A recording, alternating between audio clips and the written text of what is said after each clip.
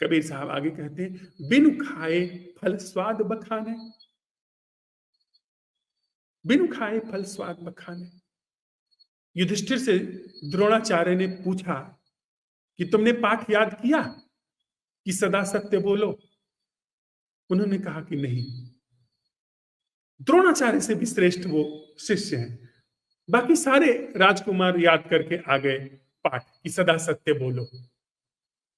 उनसे दोबारा पूछा दूसरे दिन, सोचे कि थोड़ा मंदबुद्धि बालक है, कि तुमने पाठ याद किया कि सदा सत्य बोलो? उन्होंने कहा नहीं। हफ्तों तो बीत गए। उन्होंने सोचा कि यह कुछ सीख नहीं पाएगा, समझ नहीं पाएगा।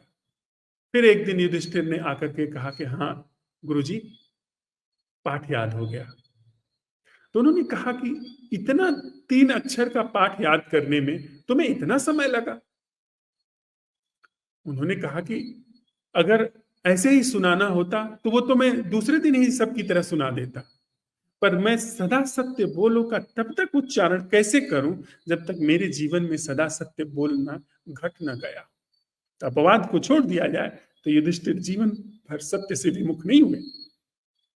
उनके अमल में आ गई बात, उनके जीवन में आ गई बात। तो कबीर साहब वही कह रहे हैं, बिन खाए फल स्वाद बखाने। और छोटे मोटे लोगों को हम लोग तय नहीं करते हैं, हम लोग कृष्णमूर्ति को तय करते हैं, हम लोग रमण को तय करते हैं। यानी दृष्टि, चाहे आप रमण की पूजा करें या रमण का भर्त्सना करें, आप उसी जगह पर हैं जहां पर पतनोन्मुख ढंग लागू है। बिना फल के आप स्वाद का बखान कर रहे हैं। कैसे आप जानते हैं कि संबोधि क्या होती है? कैसे हम जानते हैं कि प्रेम क्या होता है? अगर प्रेम जीवन में नहीं उतरा है, जीवन में कटुता उतरी है, जीवन में वैर उतर रहा है, जीवन में शत्रुता उतर रही है, जीवन में हिंसा उतर रही है, जीवन में क्रोध उतर रहा है, जीवन में निर्ममता उतर रही है, जीवन में मूढ़ताएं उतर रही हैं, जीवन में पूरा रसायन चित्त का विष से भरा हुआ है, और आप कैसे कहते हैं कि फलाने समाधि को उपलब्ध थे, ढिकाने समाधि को उपलब्ध नहीं? यह आपका अनुमान है, यह हमारा आकलन है। ऐसे नहीं होता है, ऐसी चीजें नहीं चलती। ऐसे हम और भी पर्त गर्त में चले जाएंगे। आप देखें, हमारे आचरण और व्यवहार में हम हो सकता है कि बहुत रूक्ष, बहुत ही असंवेदनशील हों, लेकिन बातों में हम जब ओशो की शिक्षाओं को शेयर करते हैं, कृष्णमूर्ति की शिक्षाओं को शेयर करते हैं, तो एक झांसा हमारे अंदर पैदा होता है कि नहीं, हम कुछ हैं, अन्यथा इतनी बड़ी बड़ी बातें हम कैसे शेयर कर लेते हैं? यह खुद को दिया गया आत्मसम्मोहन। जीवन की वानगी कुछ और कहती है। जीवन में तो आप उतने ही दंभी, उतने ही पातकी, उतने ही क्रूर, उतने ही कठोर, उतने ही निर्मम हैं, और बातों में आप बड़े हम प्रज्ञावान हैं, बड़े ही शीलवान हैं। ऐसा लगता है कि हमारे जैसा कोई सन्यासी नहीं, हमारे जैसा कोई साधु नहीं। ये अपने को दिया गया बड़े से बड़ा धोखा है। बिना खाए, बिना स्वाद लिए, बिना जीवन में प्रेम के उतरे, प्रेम नाम लेना भी हमारे लिए पाप होना चाहिए। पर हम हर जगह प्रेम का उदाहरण देते हैं। उसको कबीर साहब ने बिल्कुल सही नस पकड़ी है हमारी इस पद में। कहत न शोभा पावे, बिनु खाए फल स्वाद बखाने, कहत न शोभा पावे। बिना फल खाए उसके स्वाद का आप बखान कर रहे हैं, यह शोभा नहीं देता। यह सच के अनुरागी को, यह सत्य के पथिक को, यह आत्म अवलोकन करने वाले एक शूरवीर को शोभा नहीं देता। एक और भी बात कबीर साहब अंत में इस पद के कहते हैं, शूरवीर। शूरवीर वह नहीं है जो किसी की छाती में जाकर के गोली दाग देता है, वो तो बड़ा कायर होता है। शूरवीर वह नहीं होता है जो किसी की गर्दन पर छुरा रेत देता है। वह तो कोई भी पागल कर सकता है, कोई भी उन्मत्त कर सकता है, कोई भी मूढ़ कर सकता है। उसके लिए कोई बहादुरी की जरूरत नहीं है। संत जब शूरवीर शब्द का इस्तेमाल करते हैं तो वो यहां लागू होता है कि जब आप जो कह रहे हैं वह आपके जीवन में उतरा है, तभी आप कह रहे हैं। जब आपके जीवन में प्रेम को अवसर मिले, तब आप शूरवीर समझिए। अन्यथा यह तो कोई भी आप देखें, एक मूढ़ता बस आपके अंदर चाहिए, आप प्रथम श्रेणी के डकैत हो जाएंगे। मूढ़ता चाहिए। जो साइको लोग होते हैं, वो जाकर के बड़े ठीक होते हैं, वो गर्दन काट देते हैं, नस काट देते हैं, चाकू मार देंगे, गोली मार देंगे। ये सब पागलपन है। इसमें कोई बहादुरी की बात नहीं है। बहादुर तो कबीर जैसा आदमी होता है, बहादुर तो बुद्ध जैसा व्यक्ति होता है। इस तरह की चीजों में कोई बहादुरी, इस तरह की चीजों में बस एक मूढ़ता चाहिए, पागलपन चाहिए। ये ऐसी मूढ़ता, ऐसा पागलपन कुत्तों में होता है, जो किसी को भी काट लेते हैं। सियारों में होता है, जो किसी को भी काट लेते हैं। अभी यूपी में एक भेड़िए का आतंक था, तो वो घूम घूम करके जहां भी आदमी मिल जाता था उसे काट लेता था। पर आप इंसान से लड़ पाएंगे? इंसान के पास भेड़ियों से बहुत ज्यादा ताकत है। तो हम लोग ऐसे भेड़िए की तरह हो सकते हैं, जिनके पास बस केवल धोखे से, छल से, दूसरे को नुकसान पहुंचाने की, दूसरे को चोट पहुंचाने की, या कुछ शुभ हो रहा है तो विघ्न कर देने की एक, क्योंकि यह सब चीजें करते हुए अपने को तसल्ली मिलती है, अपने को बहुत शांति मिलती है, अपने को बहुत सुकून मिलता है कि नहीं, अगर इतना शुभ कुछ हम गलत सिद्ध कर रहे हैं तो इसका मतलब मैं कुछ हूं। वह शूरवीर, वह बहुत कायरपने की बात है। कबीर साहब आगे कहते हैं, बिन गुरु ज्ञान गांठ के हीना, निज की वस्तु भुलावे।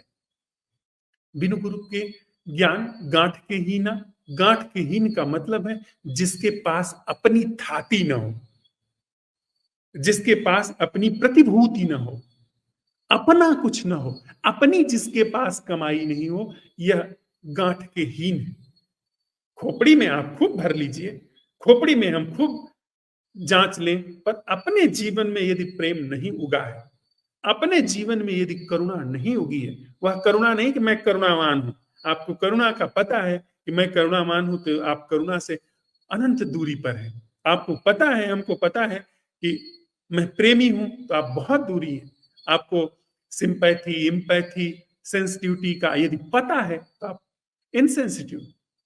अगर प्रथम श्रेणी की सेंसिटिविटी होगी, प्रथम श्रेणी का वह जो ओरिजिनल लव है, तो आपको पता नहीं होगा, क्योंकि उसमें द्वैत होता ही नहीं कि एक जानने वाला एक जाना जाए। कबीर साहब तभी तो कहते हैं कि जब मैं था तब हरि नहीं, अब हरि है मैं ना आई। रिपोर्टिंग में ये चीजें आ रही, बस माइंड रिपोर्ट कर रहा है, वहां पर कोई मैं नहीं है। शीस उतारे भूई धरे, सौ पैठे घर माए, कबीरा यह घर प्रेम का, खाला का घर नाय। बार बार इन चीजों को उद्धृत करते हैं। तो अगर रियल लव नहीं है, असल करुणा नहीं है, तो गांठ के हीन है, दरिद्र है, दीन है, रिक्त है, ओछे हैं, छिछले हैं, गंवार है, कायर है। वह सारी तरह की एनर्जी हमारे अंदर काम कर रही है, पाखंडी है। दूसरे को पाखंडी कहने में हम पाखंडी। ये सारी चीजें हम अपने लिए कर रहे हैं, साथ साथ में कोई इसको लेकर के आहत ना हो, यह न समझे कि मैं किसी को टारगेट कर रहा हूं। हम साथ साथ अपने लिए जांच रहे हैं, अभी जांच रहे हैं। कबीर साहब आगे कहते हैं, निज की वस्तु भुलावे। गांठ के हीना, एक तरफ कहते हैं कि अपना कुछ नहीं है, जो अपनी वस्तु है, जो अपना उघड़ना है, अपनी प्रतिभूति का उद्घाटन होना है, वो भूली बैठी है। और उसके भूले बैठने में, उसके भुलाने में हमारी दरिद्रता, हमारा कंगलापन वह जाहिर है। बिनु गुरु ज्ञान गांठ के हीना। वह जो सम्यक ज्ञान, गुरु कोई बैठे हुए कहीं किसी सिंहासन पर बैठे हुए गुरु की बात नहीं हो रही, वह जो सम्यक इशारा है, इशारा मात्र काफी है। कहां से आया है वह बात बेमानी है। जो सम्यक इशारा है, वह सम्यक इशारे के बिना गांठ के हीन। कृष्णमूर्ति को पढ़ लिया, खोपड़ी में सोच रहे हैं, बहुत अच्छी अच्छी बातें सोच रहे हैं। Observe is the observe this है, observe I am the word and word is in me, ये है। और घनघोर रूप से कंजूसी जीवन में व्याप्त, कृपणता व्याप्त, पैसे को लेकर के दांत से चलते हैं, संस्थाएं ठुसी पड़ी हुई हैं। कोई पास में बैठ जाए तो ऐसा लगता है कि बैठने में ही शौक में चला जाएगा। ऐसी पूरी जीवन ऊर्जा बह रही है। क्या आपने कृष्णमूर्ति को पढ़ा है? क्या आपने ओशो की शिक्षाओं का अनुशीलन किया है? अगर हम ऐसे कर रहे हैं तो बहुत घातक है। यह उस व्यक्ति से भी बड़ा घात है। उपनिषद पहले कहते थे, उनकी वचनों में आता है कि अज्ञानी अंधकार में भटकता है, ज्ञानी महा अंधकार में भटक जाता है। मतलब एक व्यक्ति दूसरे छोर पर जाता है और एक व्यक्ति छोर से भी छूट करके कहीं और गर्त में चला जाता है। तो यह कबीर साहब ने जो महागर्त वाली स्थिति है, जिससे आने की संभावनाएं भी समाप्त होती चली जाती हैं, जन्मों जन्मों की संभावनाएं समाप्त होती चली जाती है, गोल गोल घूमने लगता है व्यक्ति।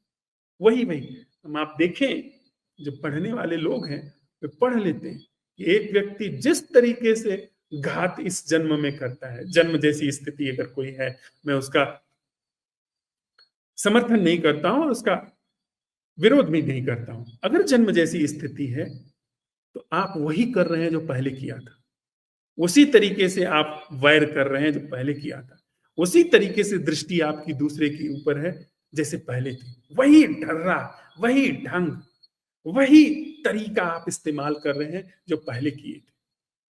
और यह चीज आपके पूरे जीवन को, आपके अंदर के बहुत फिजिकल रसायन को भी विषाक्त कर देती है।